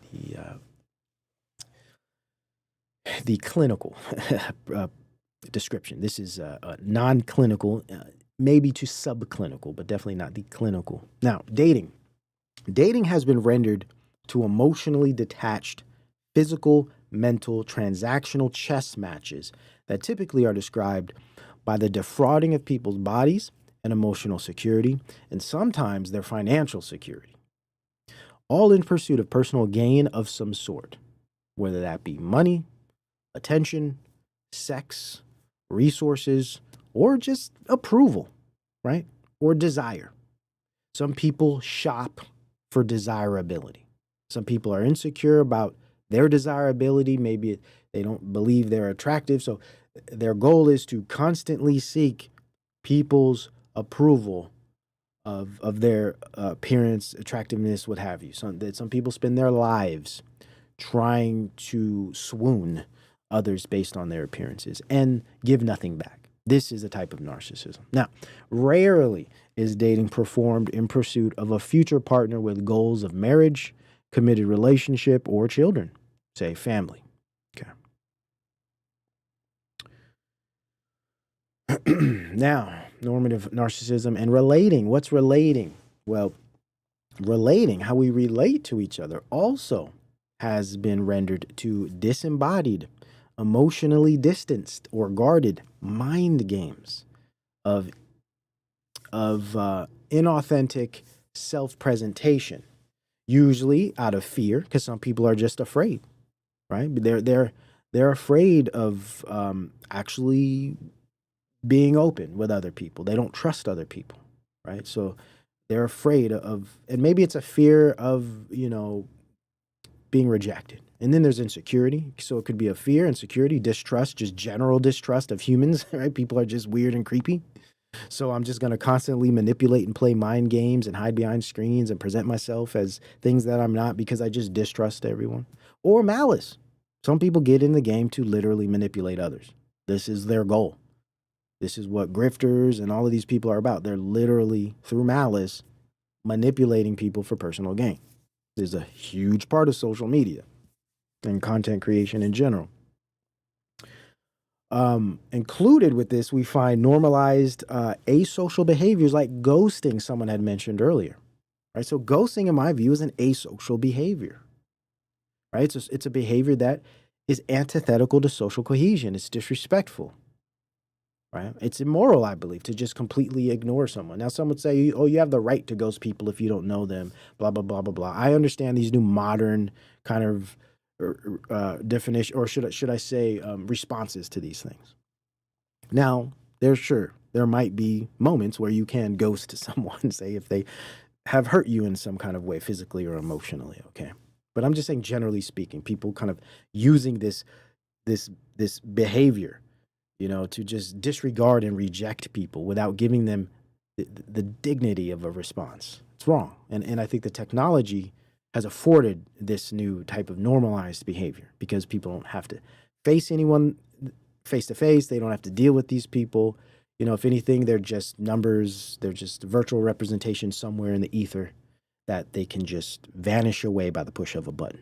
You can turn it all off. You can turn the whole world of sociality off now by closing your phone. Relating in this digitized capacity fundamentally separates people in a way that is counterproductive to emotional connection. This is key, right? If dating and relating is inherently about connecting emotionally, right, bringing us together in some emotional capacity that transcends, say, the general states of friendship, what have you, and also includes a romantic kind of element of attraction. If that's what dating and relating is actually about, an emotional connection, it is my belief that relating in this digitized capacity fundamentally separates people in a way that is counterproductive to emotional connection. So it's actually the opposite. Just like they say we're connecting, we're not actually connecting. We're only connecting in a technological way. Right? We're only connecting in the sense that networks are giving us the ability to connect. We're not actually connecting because in my view, I think connection is a little deeper than that. Not to say people can't connect virtually, because of course we can. We're connecting here on more transcendental levels. But what we tend to find on social media, especially the dating apps, is that there is little transcendence. It's actually very surface. It's very objective in that it's the objectification of people. Right? It all provides ample space for manipulation and false representation. That's key too, right? The digital space, it provides ample space for manipulation and false representation, presentation of the false self, the curated self. It's avatar-based. Avatar-based and curatable. right? It's a creation. Again, it isn't to say people can't be real on these platforms. It isn't to say real people can't present themselves in an authentic way in social media or in the virtual realm. Of course they can, but that's just the minority. That's that's a small percentage of what's really out there. And it's my argument that this type of technology, it exacerbates the manipulation and the false representation. It gives people the opportunity to hide. It gives people the opportunity and even to monetize the misrepresentation of themselves, and to exploit the attention and desires and perceptions of others. It is a type of technology that exploits, but also exacerbates this type of fallen nature. It exacerbates the sin nature of these things, wanting to deceive. It necessitates deception in many ways when we consider virality, which is just a bunch of fake crap. For the most part, people faking content, scripted. It's deception, right? So it necessitates deception. It monetizes deception, right? Yeah, actors masquerading, exactly. Interactions become less vulnerable and real and more performative and guarded. Performative in that people are faking it, but guarded in that people are actually afraid to be vulnerable and intimate. It's a great place for people who suffer with intimacy. It's a great place. And we understand a major part of narcissism is the inability to be intimate and to be vulnerable and to be real.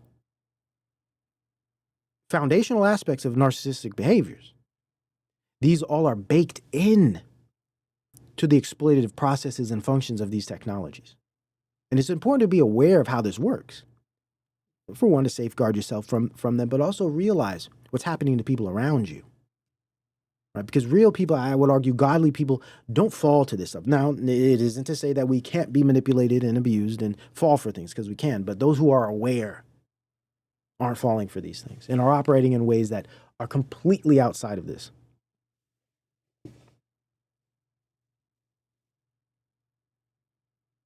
I agree, Tommy. I think people need to talk about what is upsetting them. Absolutely. It's very important to speak these things out, whether they be just to yourself or if you do them in written form, which isn't necessarily talking, but it is a form of language, or to friends, family, etc.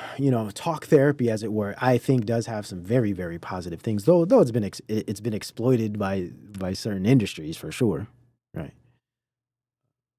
But yeah. Okay, let's continue.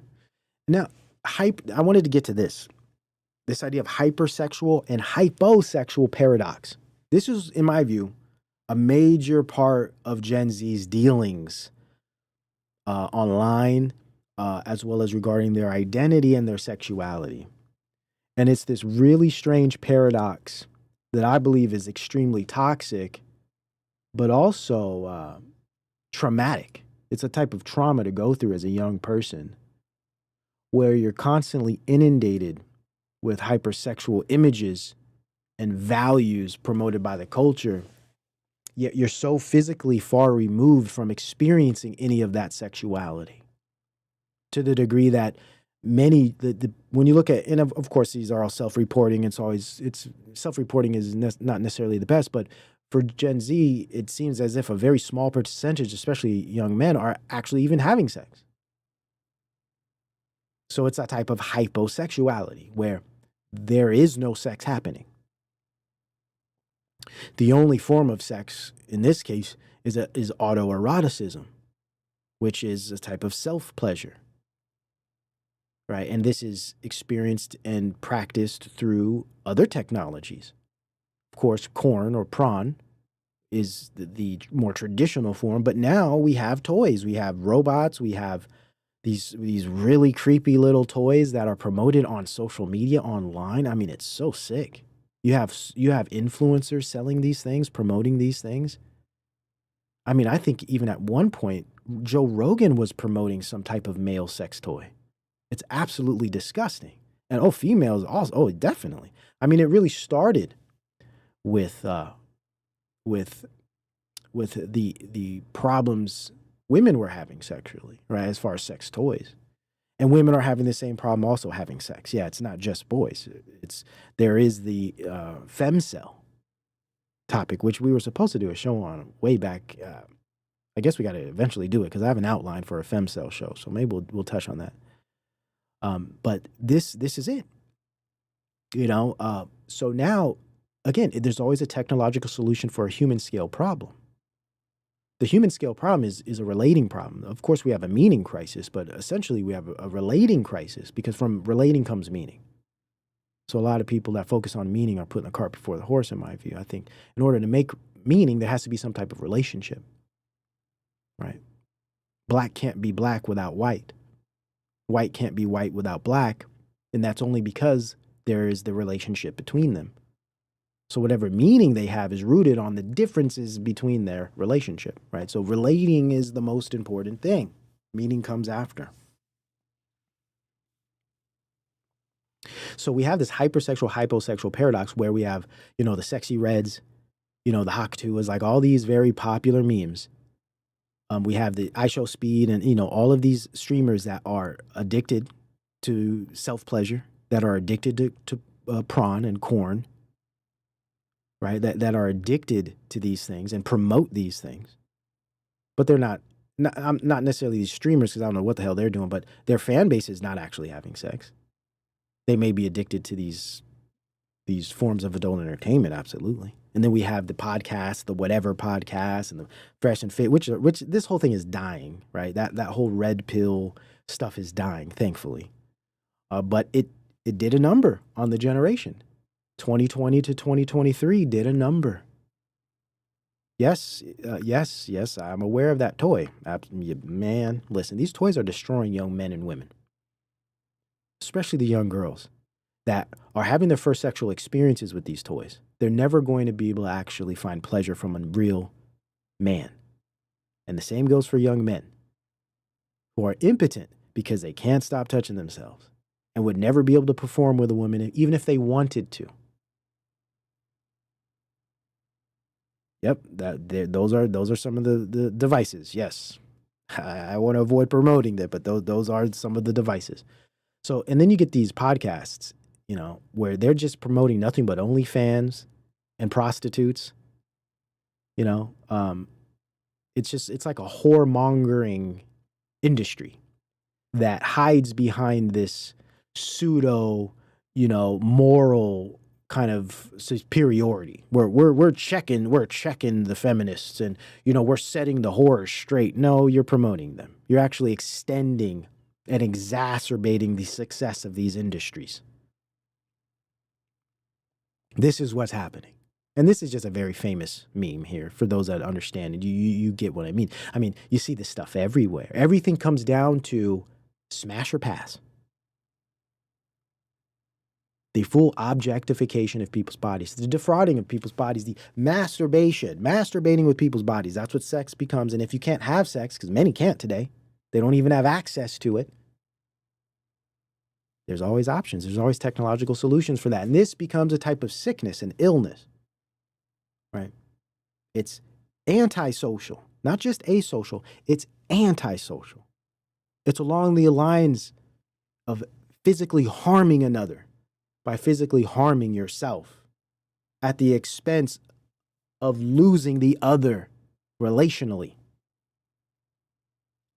Self-idolatry, there we go. So we get the hyposexual, say, with the incel kind of world. Femcell, right? But then the hypersexual with the sexy reds, and the whatever podcast, and all of these prostitutes that are literally doing these things. Or maybe with the male versions, with the Andrew Tates, and all of these guys that are flaunting all of these bodies with long hair around them that they're able to poke and prod day and night. Right? So there's this hypersexual message. You get the memes of the Haktua that just said something really stupid and disgusting that became a household name. She became famous over talking about the sexual act. It's the hypersexual aspect. So you get this very weird paradox, which I think is extremely traumatic. And we get to the point where everyone wants to engage with machines, hence her. So we get into the AI systems. We get into the AI girlfriends. We get into the robo-sexuality. But on top of that, aside from the sex, we get the hyper and toxic comparison of people's features, where we get into the physiognomy, where we get into the what is it called? We did a whole show on this in 2023. It's kind of a different show. We did several different shows that year. Looks maxing, where people become hyper narcissistic to the degree that their whole appearance is quantified by measurement. And this gives you your value in the world, whereby the measurements between your features describe your ultimate worth and value. But then really it just renders value down to what a woman thinks you are, or what a man thinks you are. The whole female gaze versus male gaze kind of silly thing. That does have real world. It has real world influence. It does. So it's not that we shouldn't talk about it. It really destroys people's perceptions of themselves and the world and others. It's sick and sad. But you get this preoccupation with being perfect, having the perfect facial features and, eye color and just all of this crazy stuff that is crawling all over the internet, rotting people's minds and just destroying a culture and the social fabric. I'll be talking more about this down the line, this type of hyposexual paradox, where ultimately I think the synthesis of this kind of dialectic is disembodiment, where we separate, we no longer have a desire or need for each other outside of either virtual communication, which tends to be the hyposexual, or excessive objectification of the person's body physically, which is the hypersexual. So it's like this extremes, right? Again, Gen Z and this future is about the extremes. So you have this extreme angle where they're having zero sex, not even who cares about touching women, not even talking to women, but so preoccupied with hypersexual content virtually, this disembodied kind of thing, virtual thing. And then you have the other extreme where you got young girls selling sex online, literally sleeping around. And men too, right? Men and women, just whores and whoremongers, just going crazy. STDs, STIs, all of this stuff floating around, right?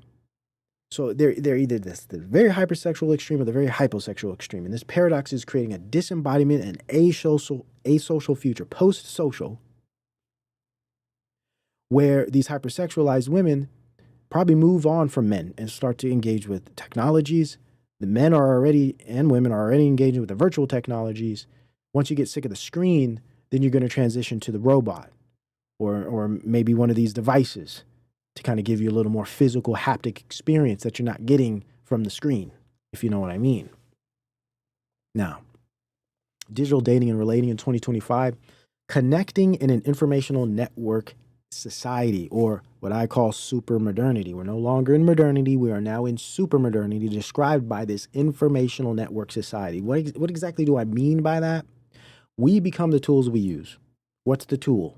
The tool or tools are the ICT, information communication technology, networking systems. That's the Wi-Fi, that's the 5, 6G, that's the devices, that's all the things that are making this possible, plus the social world, right? That's our communication and quote unquote connection, right? Plus the neoliberal economic system, which is drive, expansion, growth, development by any means necessary, right? That's where we get the exploitation of your attention through algorithms, right? That's the neoliberal economic drive. What happens, what comes of us? Computation is key. Computation becomes the base of civilization. Computation as base of civilization, our base, our grounds for engaging. If we want to talk about dating and relating, and if everyone's on these apps, well, then that means civilizationally, it's computation. That's the base. Now the exception, the minority, are those of us going out in the real world mixing it up. But the base is computation. Shout out to the brother Rejman. Good to see you. King Sir as well. All the mods in the chat. Good to see you guys. I'm sorry I haven't been in the chat much. Thank you guys for being with me. Corey G as well. Great to see you guys as always. Now, computation as base of civilization. Dating and relating have become socialized forms of mere computation. Oh man, I got a lecture on the Patreon and locals. I think I'm missing it right now. I'm going too long. I got to wrap up because we're doing a transhumanism lecture on the Patreon and locals directly after this, where we're going to be going into Ben Gertzel. So let me wrap this up. Okay. Dating and relating have become socialized forms of mere computation. Transactional, gamified, periodic, and lacking in commitment. This is key. Right? Dating has become transactional. It's gamified through the digitized and algorithmic nature of it. It's periodic in that you could open your phone and close it whenever you want. You could open and close people. You could turn people on or turn people off. People become holograms. Everyone becomes a type of hologram. And lacking in commitment. No commitment required. I could check out at any moment. The back door is always open. Imagine like dating someone or being with someone and knowing they always got a back door open. That breeds insecurity. That breeds insecurity and this type of almost hatred for the other. It's like it breeds this hatred for the other person that you're supposed to be romantic with. And there's nothing you could do about it because that's the way it goes now. That's the culture now. That's the tech now. You don't know what they're doing in the background. You don't know who they're talking to. We got DMs, which is just demonic as hell. You don't know who's DMing who. You got the whole war over, having people's passwords to their phones. It just adds a whole new layer, an element of deception and insecurity and vulnerability. That is unfortunate, especially if we want to consider dating and relating. Now, judgments, communication made via modes of efficiency. It always comes down to the technological aspect of efficiency. If we think about everything those people were saying in those clips, oh, it's just easier. I get to throw myself out there and I get to sit back and see who I connect with. It's just right here. It's convenient. It's what everyone else is doing. It gives me all the information I need to see about a person so I don't waste my time. Efficiency. We become the tools we use. We're now operating with people and judging people as if they were some type of computation. We want to get through it as quick as possible. That's not reality. That's not how the social should work, right? So judgments and communication made via modes of efficiency and data sets, pure logic systems like algorithms and technologies, devices, etc., utilized to test and shouldn't be there. I know I'd be having some typos sometimes. Just ignore those. Oh man, anyways, let me fix that later. Devices and utilized to test the quality of human interaction via quantitative measures and means. This is so important. Oh my. I had the caps lock on. It's just.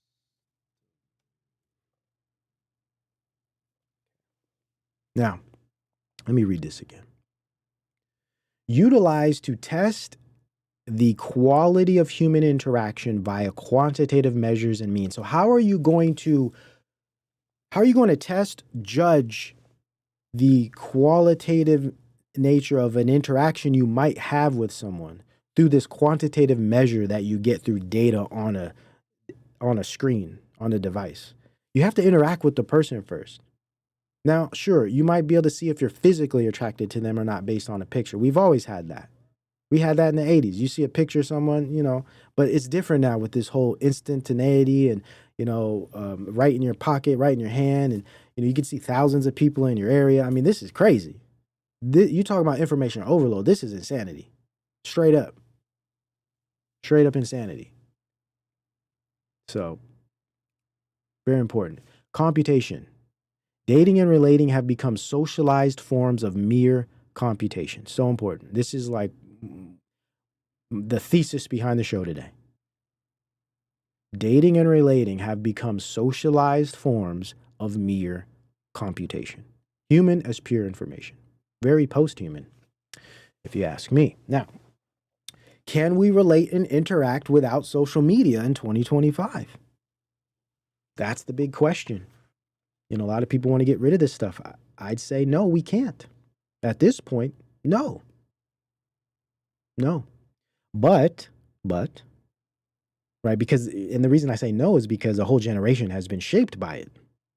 You take it away, they don't know what to do with themselves. They don't know how to interact. Now, sure, they could probably, over time, adjust, and they'd be better for it. But you think that's going to happen? Do you think the neoliberal economic system of technocracy is going to allow for that? Do you think that these systems and those behind them care about how Gen Z and the rest of us socialize? No. I mean, obviously, whoever thinks that you could successfully and healthfully manage and guide social communication by algorithms clearly has no idea how the social works. We're not computers. We're not computers. But unfortunately, we've turned into them. And now we're treating each other as if we were them. We become the tools we use. Now, we can't take it away, no, but not generally speaking, right? We can't take them away, but certain populations could create a subculture of anti-dating app sentiment that practices and promotes a more grounded, localized, and embodied and present way of relating. And I think that's already happening. It's just a microcosm, but it's happening, right? It's definitely happening. So there's many negative aspects of this computation, this dating and relating computation. We have one, smash and pass, where everything becomes about sex, you know, meeting people for sexual experiences, having nothing to do with really making relationships or connecting. You're just connecting genitals, right? To have a short roll in the hay and go about your way. And that's just human objectification and sexual commodification. We're turning people into sexual commodities. Yes, well said, Grape Tea. Dating has become a real life, real-time algorithm. There it is. There it is. Yes, Shawana, they need people social networking so Big Brother can continue surveillance. Yep, there it is. There it is. That's at the end of the day, this is ultimately about panoptic surveillance. The collection of mass data such that behavior can be nudged, guided, controlled, monitored, managed, tracked, etc. You know, this is this like sustainability goal to make a perfect world, right? That's the transhumanist goal, to perfect man such that he could create his evolutionary form. Right? We have to perfect man. Yeah, well, they also have to perfect society. They have to plan societies. They have to perfect the social. This has always been the progressive movement's goal from the early 1900s or the late 19th century. Right? Okay, so smash or pass, and then we have easy, the easy aspect of it, low effort, right? Little consideration for social sophistication or bonding, and true connection, right? When we say, oh, it's just easier, you know, I get to connect to a lot of people really quickly. That disregards all the importance of the sophistication of the social, which has to do with bonding and truly connecting on many ways that these technologies couldn't account for. Now, again, I'm not saying we should never meet people on any type of digital, you know, technology, but the point is Gen Z in particular only interacts through these things. Only. That's really what I'm speaking against here. Just the whole low effort is really bad for people's confidence and people's experience. All we do is communicate now, right? We don't actually connect. Connecting, having a connection is a bit deeper. But everyone, all of them, they're all communicating. But even computers communicate, right? Because communication is just the transfer of information. Connection is something a bit deeper. And it's the unrealistic nature, right, of connecting or actually meeting anyone in a massive sea of complete strangers, right? It's this endless choices and Endless choices become no choices. It's like trying to pick a movie to watch on Amazon Prime. You're going to be scrolling through 150,000 videos before you realize you don't want to watch anything anymore. And then you don't watch anything. So many choices, no choices made. Similar dynamic here, I would say.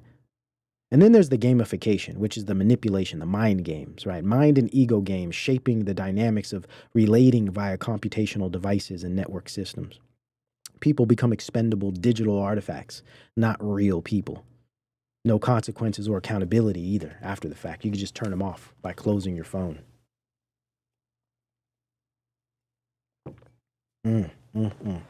Well, I got a little more here, but you know what? We're just going to have to wait for tomorrow. We're going to continue tomorrow. So I'll see you guys in the morning for episode 7. And we'll just take right off where we finished here. Got some more clips and some more things to go into here. So I got to get over to the Patreon and locals. I'll see you guys there. We're going to do a transhumanism lecture on Ben Goertzel. So I'll see you in a minute. Peace and blessings to you all.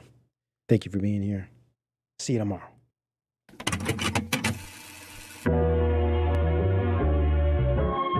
I don't have to tell you things are bad. Everybody knows things are bad. It's a depression. Everybody's out of work or scared of losing their job. The dollar buys a nickel's worth. Banks are going bust. Shopkeepers keep a gun under the counter. Punks are running wild in the street. There's nobody anywhere who seems to know what to do, and there's no end to it. We know the air is unfit to breathe, and our food is unfit to eat. We sit watching our TVs while some local newscaster tells us that today we had 15 homicides and 63 violent crimes, as if that's the way it's supposed to be. We know things are bad, worse than bad. They're crazy. It's like everything everywhere is going crazy, so we don't go out anymore. We sit in the house, and slowly the world we're living in is getting smaller, and all we say is, please, at least leave us alone in our living rooms. Let me have my toaster and my TV and my steel-belted radios, and I won't say anything. Just leave us alone. Well, I'm not going to leave you alone. I want you to get mad.